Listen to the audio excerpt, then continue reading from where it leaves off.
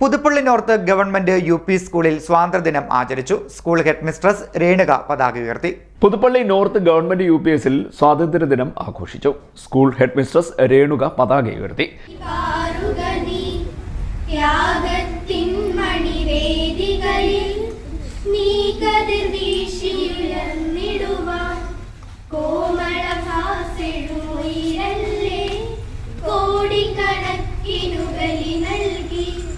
കർമ്മോജ്വലരുടെ തൂവേർപ്പിൽ കർമ്മോജ്വലരുടെ രക്തത്തിൽ പുഷ്ടി കലർന്നു തഴച്ചു തഴ് തുൽകൃഷ്ണാകയിൽ നില